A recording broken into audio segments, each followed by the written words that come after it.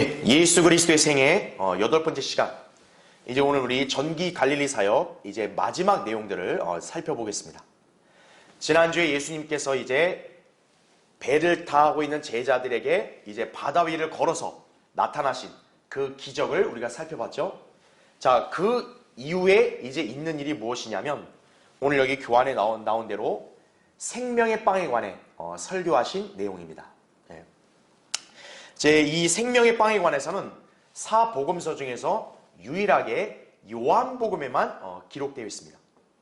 왜냐하면 이것은 단순한 어떤 기적이 아니라 바로 생명의 빵이 무엇인지에 관한 어떤 영적인 진리들을 가르치신 것이다 보니까 사복음서 중에서 사건 자체가 아닌 어떤 의미에 초점을 맞추고 기록한 책이 요한복음이라고 그랬잖아요. 그렇죠? 그래서 이 생명의 빵에 관한 이 영적인 진리들을 요한복음에서만 다루고 있다. 그렇게 이해하시면 되겠죠. 그러니까 다른 복음서에는 이 설교가 생략되어 있고 바로 그 다음 사건으로 이어져요. 자, 그래서 일단 우리는 요한복음 6장 22절부터 65절까지 나오는 이 생명의 빵에 관한 설교하신 이 내용을 한번 간략하게 살펴보겠습니다. 자, 먼저 그 교환에 밑에 동그라미 2번을 보시면 요한복음 6장 22절에 그 다음날이라는 명칭이 나와요. 바로 이건 뭐냐면 5,000명을 먹이신 그 기적을 행한 그 다음날을 가리키는 거겠죠. 그리고 바다 건너편, 여기는 이제 갈릴리 서쪽 카퍼나움의 건너편으로 벳세다를 가리킵니다.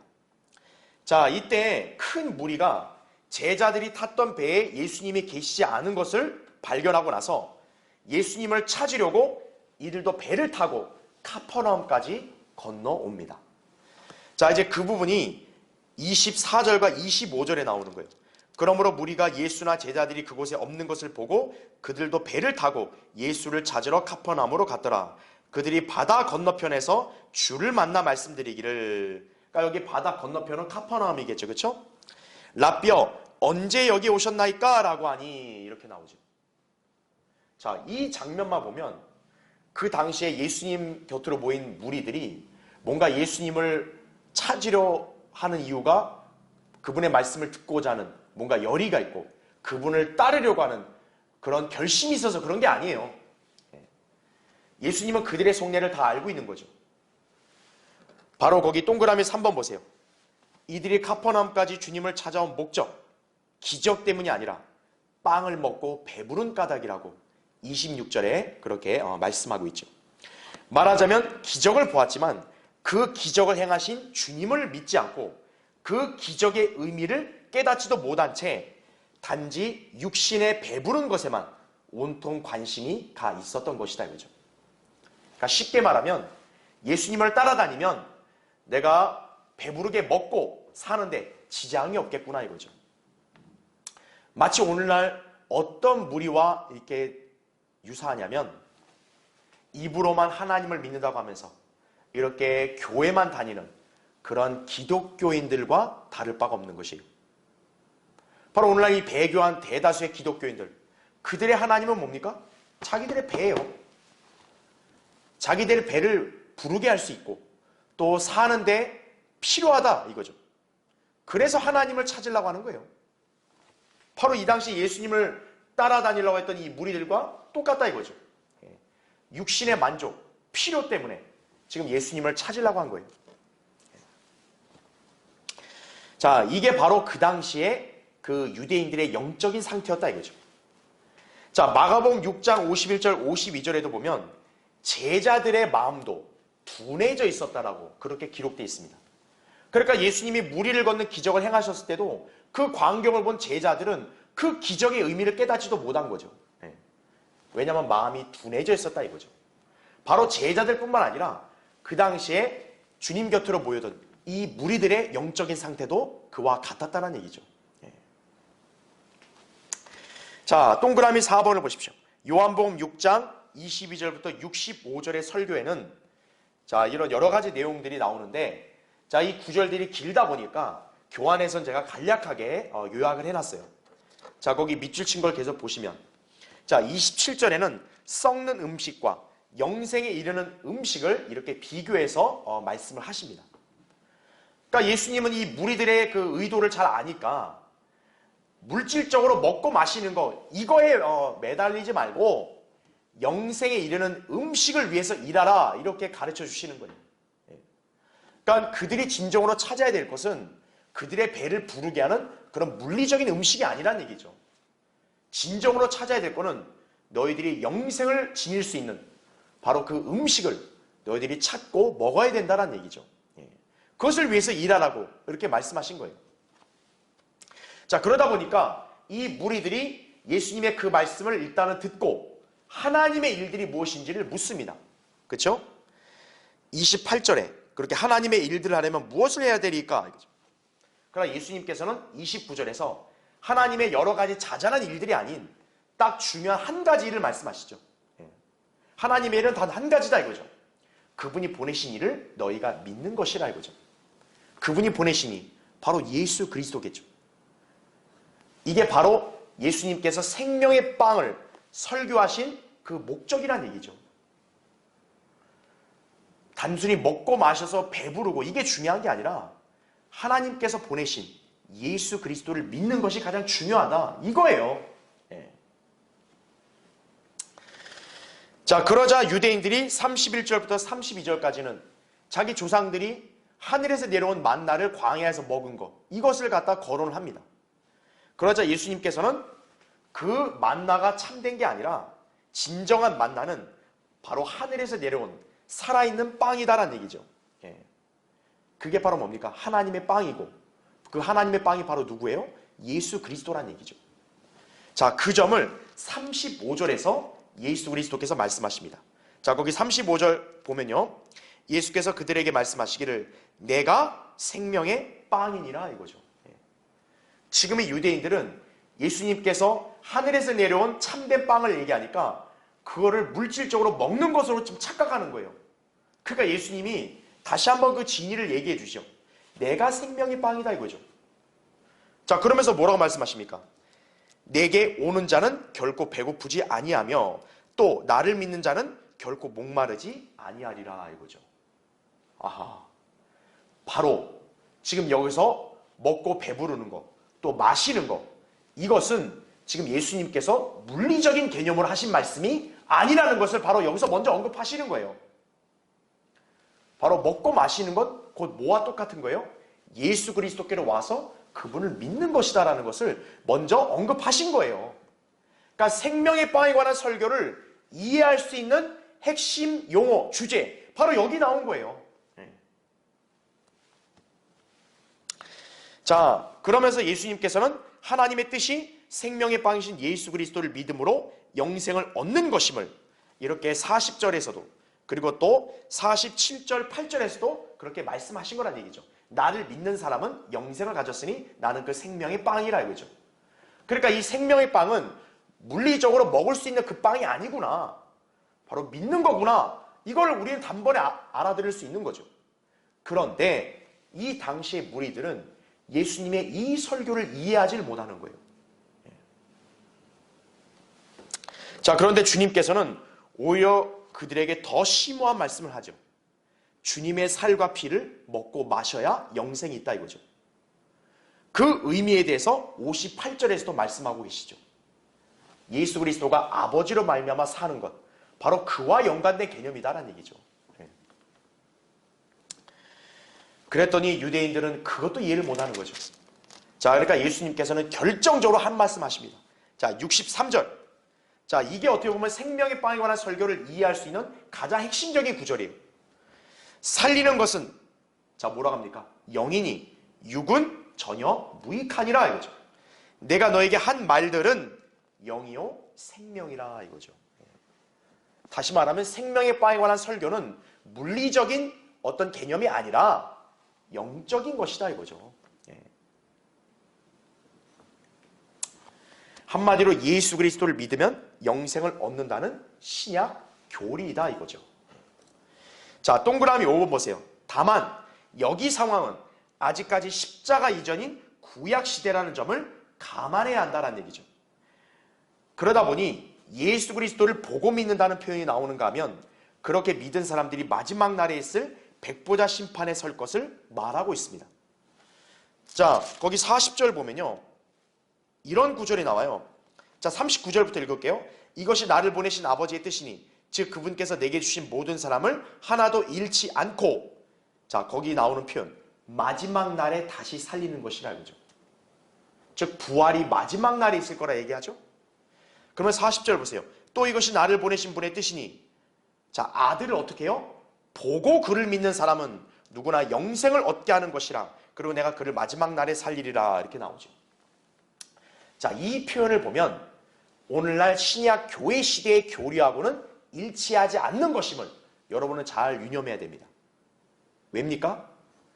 교회 시대에 사는 우리 그리스도인들은 예수 그리스도를 보고 믿은 게 아니죠. 우리는 그분을 본 적이 없어요. 보지 않고 믿은 거죠. 그렇죠? 보지 않았는데 그분을 사랑했죠. 그래서 우리는 혼의 구원에 이르렀다고 베드로전서 1장 8절 9절에 나옵니다. 그렇기 때문에 지금 여기에 기록되어 있는 이 믿음이나 영생이 오늘날 신약 교리와 잘 어울리는 단어라 할지라도 이 구절이 교리적으로 우리에게 적용되기에는 무리가 있다는 거죠. 왜냐하면 이것은 바로 당시 예수님이 계셨던 그때의 유대인들에게 해당되는 말씀이기 때문에 그런 거죠. 그때 유대인들은 아직 십자가 사건 이전이잖아요. 그렇죠? 그렇기 때문에 오늘날 우리와 같은 믿음과 영생이라는 단어가 그들에게 제시되었다 할지라도 그들의 믿음은 지금 현재 우리가 믿어서 구원에 이르는 그 믿음과는 다르다는 얘기죠. 왜냐하면 십자가에서 예수님이 아직 보혈을 흘리시기 전이기 때문에. 자, 그 점을 우리가 잘 감안을 해야 된다는 얘기죠. 그래서 이들은 백보자 심판에 다시 살아난다 그러잖아요. 그럼 우리는 백보자 심판에서 부활하는 게 아니죠. 우리는 그 이전에 먼저 부활하고 휴거가 되는 거죠. 자, 그 점을 잘 구분을 해야 되겠고요. 자, 동그라미 6번. 한편 요한복음 6장 64절에서 주님은 무리 가운데서 누가 믿지 않을 자들일지, 누가 주님을 배반할 것인지 처음부터 알고 계셨음을 이렇게 말씀합니다. 자, 그러자 제자들 중에 많은 자들이 물러갔고 더 이상 주와 함께 다니지 않는다고 그렇게 6장 65절에서 이렇게 말씀을 하고 있죠. 66절에 그렇게 말씀하고 있죠. 자, 이들은 분명히 예수님을 배를 타면서까지 쫓아왔단 말이에요. 그런데 결국 어떻게 합니까? 예수님 곁을 다 떠나버리죠. 자, 예수님은 굳이 이들을 억지로 잡지 않으시죠. 이들이 그렇게 어려워하는데도 불구하고 예수님은 영적인 진리들을 그대로 설교하셨죠. 오늘날 덜 떨어진 저 배교한 목사들과 사역자들이 볼 때 예수님은 목회에 뭔가 문제가 있으신 거 아니에요? 그렇죠? 사람들을 많이 모으고 사람들을 많이 데리고 다녀야지 왜 그들을 어렵게 만들어가지고 이렇게 떠나게 하냐 이거예요. 그렇죠? 그런데 예수님께서는 전혀 그 무리들의 숫자 이거를 연연하지 않으셨다 이거죠. 오히려 남아있는 제자들에게도 물으시죠. 너희도 가려느냐 이거예요. 주님이 아쉬워서 지금 묻는 게 아니에요. 너희도 그들 따라 가겠느냐 이거예요. 자, 그랬더니 베드로는 위대한 믿음의 고백을 하죠. 68절 69절에 나온 말씀대로 주님께는 영생의 말씀들이 있나이다. 우리는 주께서 그 그리스도 곧 살아계신 하나님의 아들이심을 믿으며 또 확신하나이다 이거죠. 왜 11 제자들, 유다 이스카리ot은 배반자니까 그렇죠? 11 제자들은 왜 예수님 곁을 안 떠났을까요? 이 무리들처럼. 그들은 주님을 알고자 하고 또 주님께서 하나님의 아들이심을 믿었고 그리고 주님께는 영생의 말씀들이 있기 때문에 그 말씀들을 알고자 하니까 그들은 안 떠난 거죠. 바로 여기에서 진짜와 가짜가 구별되는 것이에요.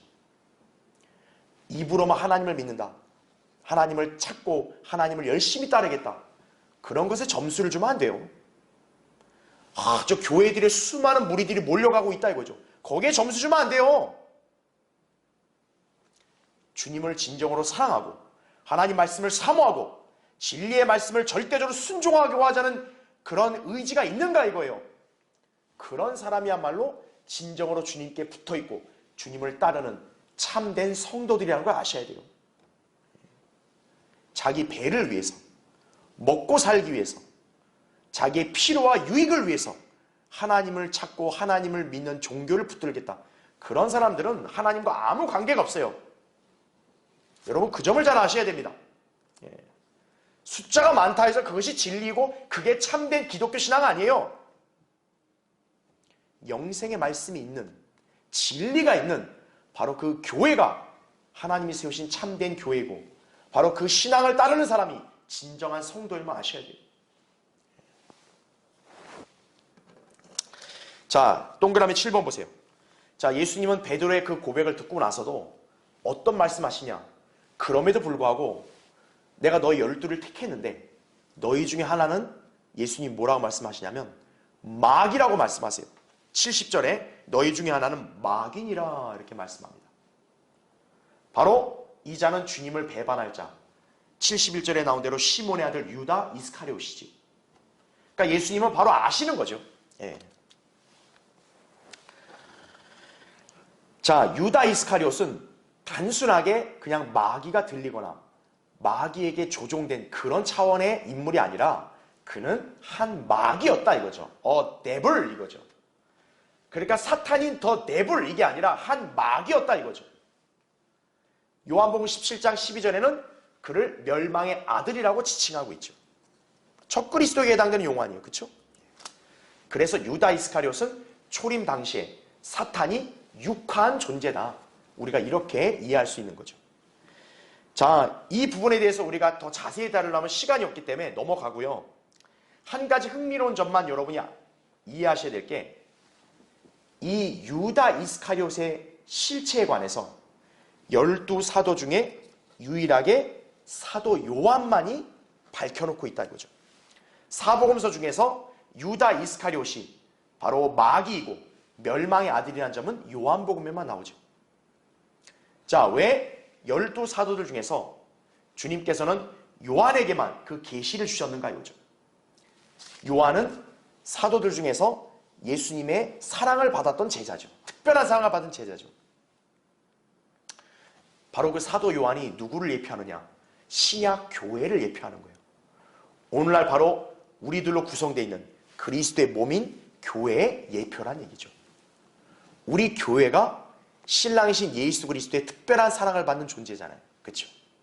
그래서 주님은 우리 교회에게 바로 이 성경의 계시를 다 알게 해주시고 조명을 비춰주시죠. 그렇죠? 예. 자, 그런 연관성을 또 우리가 하나 배울 수 있습니다. 자, 이제 괄호 2번 보십시오. 자, 이제 생명의 빵에 관한 설교를 마친 이후에 게네사렛 땅으로 이제 예수님이 가시고요. 자, 거기에 많은 병자들이 찾아와서 그들을 치유하신 사건입니다. 자, 이제 전기 갈릴리 사역에서 이제 게네사렛 땅 이 사건 이후부터 수로페니키아 여인의 딸을 치유하신 사건, 이것은 마태복음과 마가복음에만 기록되어 있습니다. 이제 누가복음과 요한복음에서는 이 마지막 전기 갈릴리 사역에 있었던 일들에 대해서는 따로 언급하진 않아요. 자, 그래서 이제 우리 마가복음 6장 한번 찾아보시면요. 자, 6장 거기 53절 보면 그들은 바다를 건너서 게네사렛 땅에 이르러 해변에 배를 대니라 이렇게 나오죠. 여기서 그라는 게 뭡니까?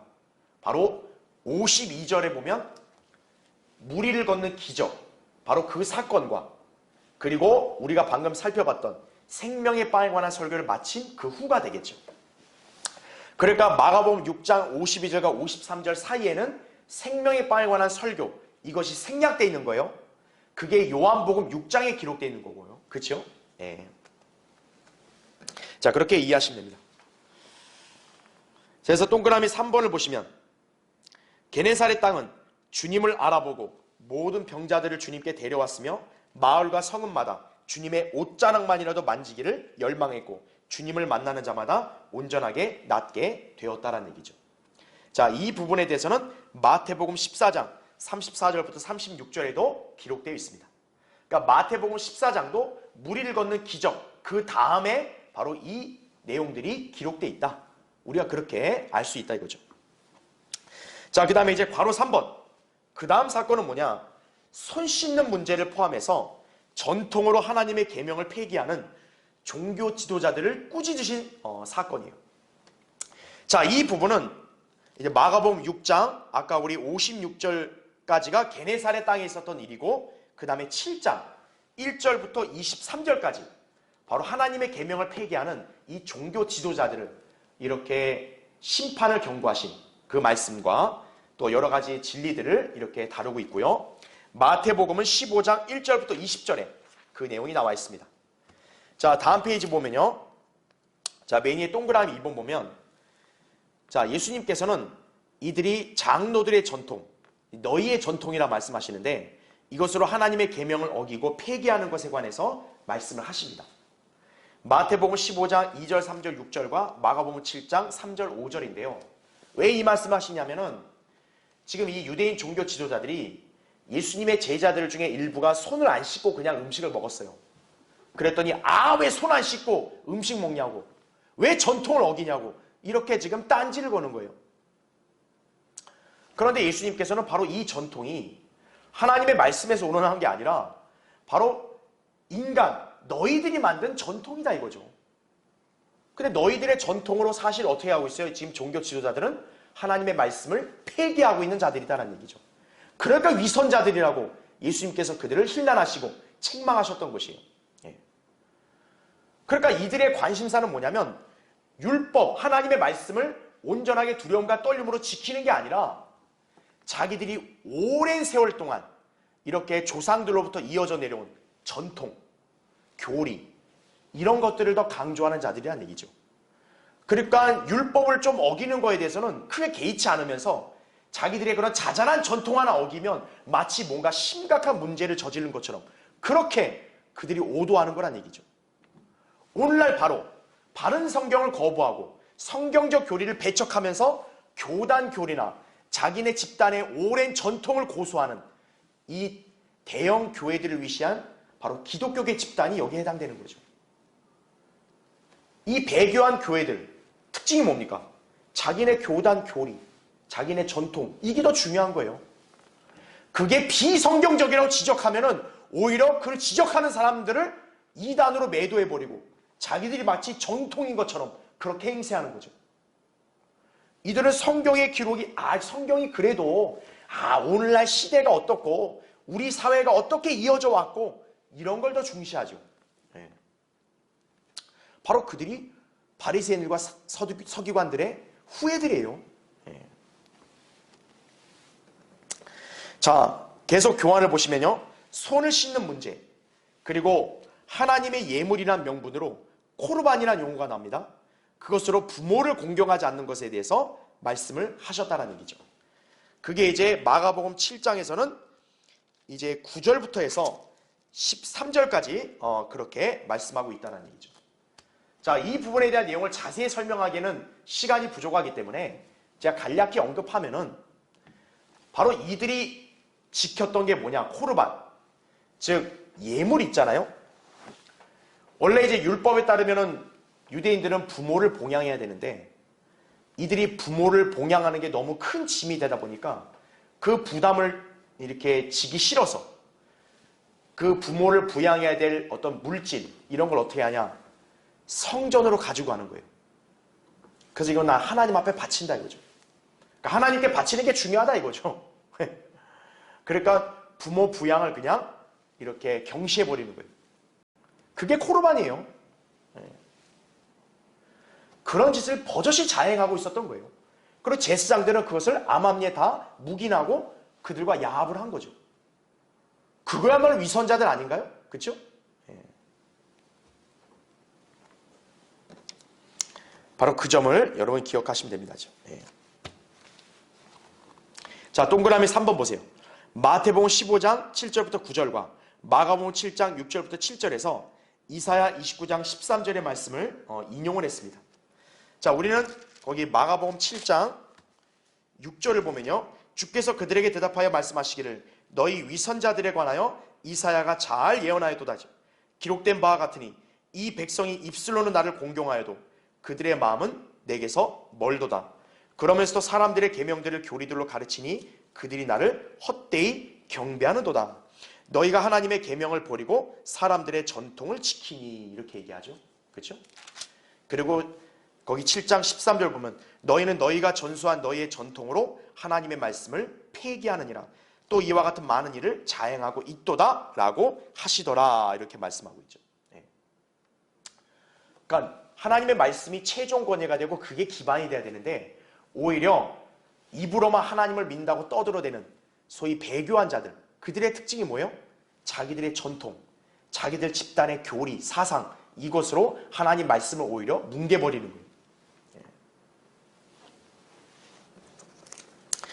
자, 그렇기 때문에 이사야 29장 13절에 입으로만 하나님을 찾고 마음이 멀어져 있는 바로 그 위선자들에 대해서 한 예언이 예수님 당시에는 초림 때 종교 지도자들에게 적용되잖아요. 오늘날에는 소위 거짓 목사들, 거짓 설교자들, 거짓 사역자들, 가짜 교회들에 잘 적용된다는 얘기죠. 특히 마태복음 15장 14절에 보면 참 우리가 잘 아는 익숙한 말씀이 나오죠. 소경이 소경을 인도하면 둘 다 구덩이에 빠지리라 이거죠. 이걸 좀 더 노골적으로 말하면 뭡니까?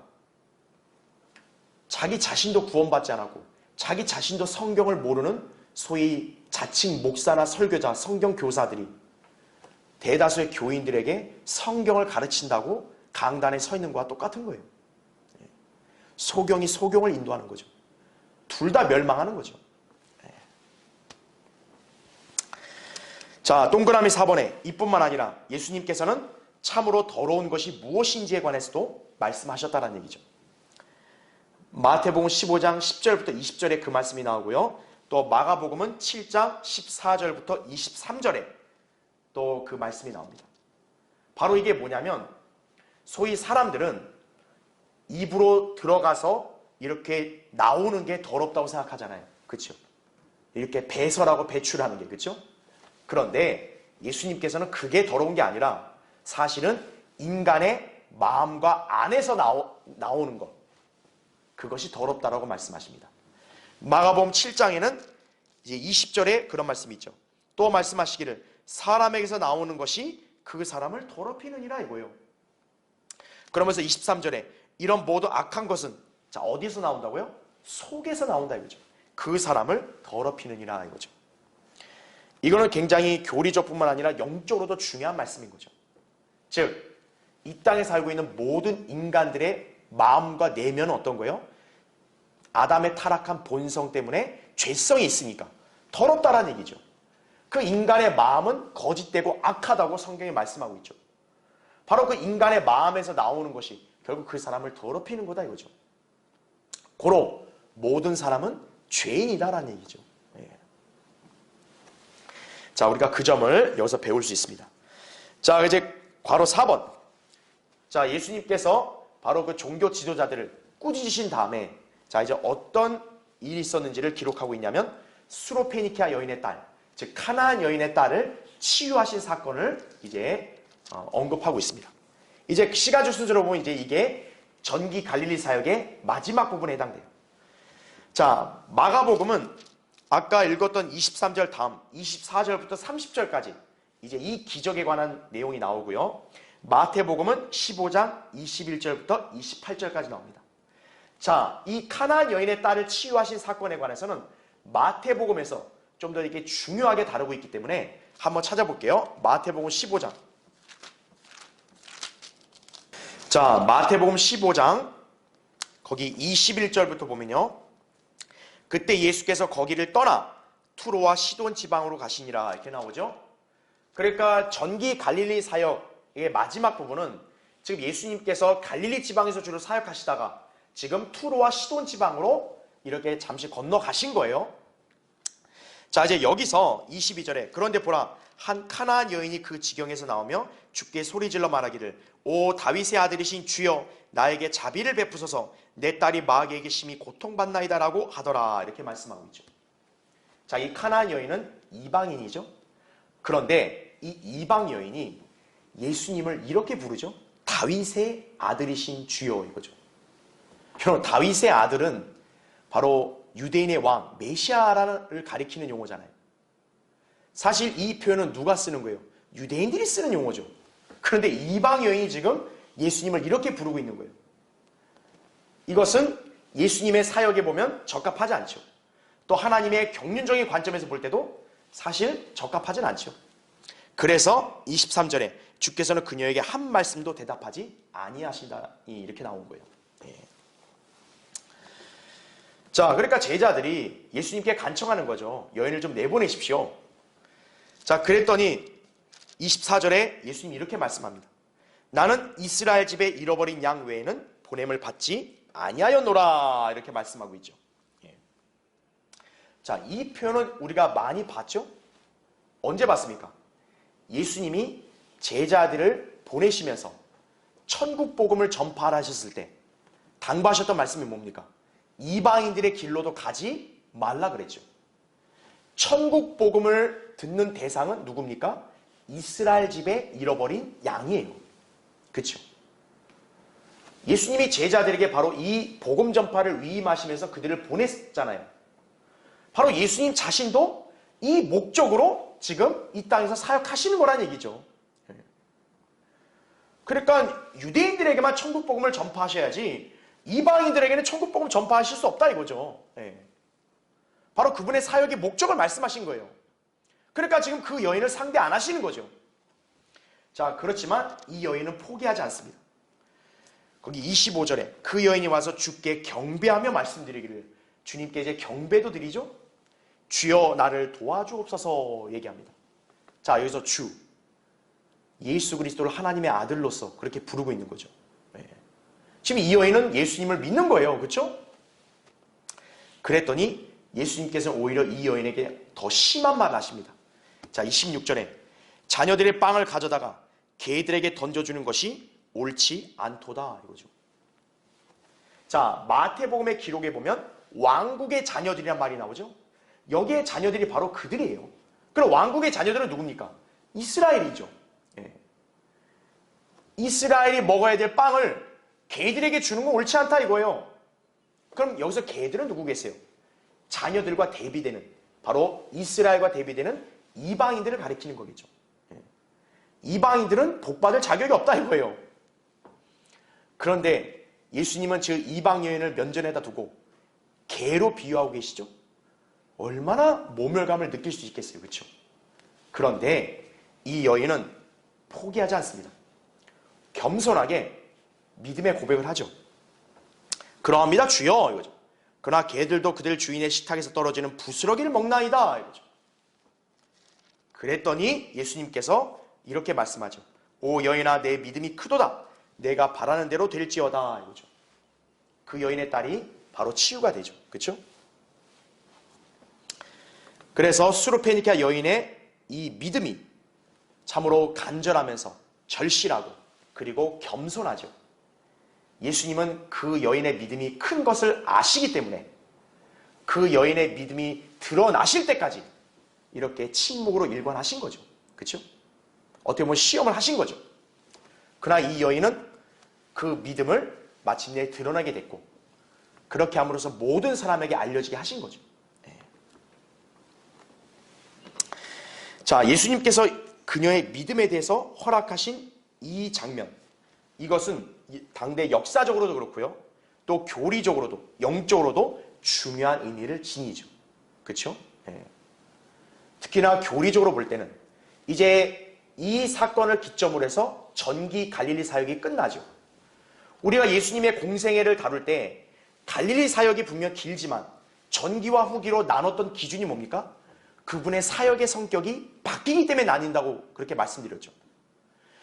전기 갈릴리 사역은 전적으로 유대인들만을 상대하셨고 천국 복음을 전파하시고 주로 표적들을 왕성하게 행하셨다 이거죠.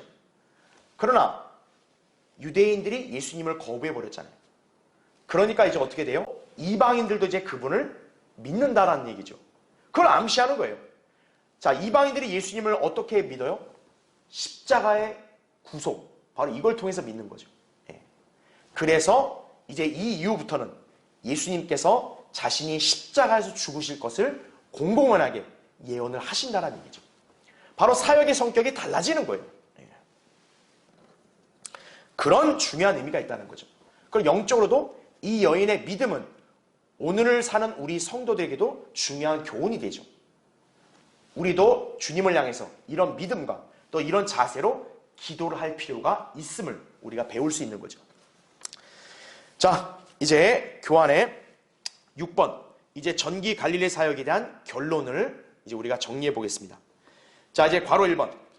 세 번째 유월절을 전후한 전기 갈릴리 사역의 종반부는 마태복음과 마가복음에 주로 기록되어 있으며 주님께서 투로와 시돈 지경에 다녀오시는 것을 기점으로 해서 전기 갈릴리 사역이 끝나고 후기 갈릴리 사역으로 넘어간다 이거죠. 그러니까 제가 아까 얘기한 대로 전기 갈릴리 사역 종반부, 즉 오병이어의 기적과 무리를 걷는 기적, 이제 그 이후부터는 마태복음과 마가복음에만 그 이후의 내용이 기록되어 있고 누가복음과 요한복음에는 이제 그 내용이 없다는 얘기죠. 그 기적을 끝으로 이제 전기 갈릴리 사역에 대한 내용이 끝난다는 얘기죠. 누가복음에서는 6월절이 가까웠던 때에 5,000명을 먹이신 기록을 끝으로, 그리고 요한복음은 생명의 빵에 관한 설교를 하신 것으로 전기 갈릴리 사역에 대한 기록을 끝낸다는 얘기죠. 자, 괄호 2번. 전기 갈릴리 사역은 제가 처음에도 설명드렸다시피 침례 요한이 감옥에 갇힌 때부터가 전기 갈릴리 사역이 시작됐다라고 우리가 그렇게 설명을 살펴봤죠. 그리고 예수님께서 투로와 시돈에 다녀오신 때까지, 바로 이때가 약 2년간의 기간입니다. 전기 갈릴리 사역 기간이에요. 그래서 거기 밑줄 친 대로 이 기간 중에 요한복음 5장 1절의 두 번째 유월절, 6장 3절의 세 번째 유월절을 다 포함하고 있다는 얘기죠. 왜냐하면 1년에 한 번 유월절인데 전기 갈릴리 사역은 총 2년의 기간이었습니다. 그렇죠? 네. 괄호 3번. 예수 그리스도께서 가장 활발하게 사역하신 기간은 바로 이 기간이고 천국복음과 표적들을 통해서 주님께서 유대인의 왕이심을 나타내 보이고 있다는 점이죠. 물론 표적들을 통해 예수 그리스도의 신성을 나타내 보이셨지만 사람들은 예수 그리스도를 하나님의 아들로 믿는 사람들과 단지 기적에만 관심을 갖는 그런 사람들로 나뉘어졌죠. 그렇죠? 그리고 신성을 믿었다고 할지라도 늘 영적인 상태가 유지되지를 못했죠. 예수님의 제자들의 상태를 보면 우리는 잘 알 수 있죠. 그렇죠? 자, 괄호 4번.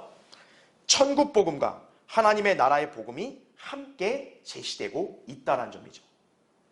그러니까 천국과 하나님의 나라가 같은 게 아니라 예수님은 천국 복음도 전하셨고 하나님의 나라의 복음도 함께 전하신 거다. 우리가 그렇게 이해하죠. 자, 복음서의 교리적인 특징들이 있기 때문에 전기 갈릴리 사역에 대한 기록들이 서로 좀 차이를 보이고 있습니다. 그래서 이제 복음서들마다 각자 특징들이 있다 보니까 모든 기록들이 단어들마다 다 일치하는 건 아니다. 그렇게 여러분 이해하시면 돼요. 그리고 각 사건들의 구분이나 시간적 배열 뚜렷하게 나타나 있지 않죠. 그래서 우리가 늘 지금 이 예수 그리스도의 생애를 공부할 때도 모든 예수님의 생애에 대해서 시간적 순서와 구체적인 사건들을 다 일일이 다 우리가 살펴보진 못하죠. 성경적인 정황에 따라서 이제 어떻게 우리가 배열될 뿐이다. 이렇게 우리가 살펴볼 뿐이죠. 그렇죠? 자, 괄호 5번. 천국의 관점에서 예수 그리스도께서 왕으로서 거부되는 상황이 드러나고 마태복음에는 천국의 신비들이 제시가 되죠. 그냥 이스라엘이 메시아를 거부해버렸기 때문에 왕국도 연기가 되니까 그 사이에 천국의 신비들이 이제 나타나게 되는 거죠. 그래서 이제 후기 갈릴리 사역에서는 제가 아까 얘기한 대로 사역의 양상이 이제 바뀐 거죠. 이제는 예수 그리스도를 믿는 유대인들뿐만 아니라 이방인들도 생겨난다는 얘기죠. 무엇을 통해서요? 십자가 사건을 통해서. 그래서 이제 후기 갈릴리 사역에서는 그리스도의 십자가가 공개적으로 이제 선포가 되는 것이다. 그 점을 우리가 잘 기억하시면 됩니다. 자, 이제 우리 다음 시간에는 이제 후기 갈릴리 사역에 대해서 이제 살펴보도록 하겠습니다.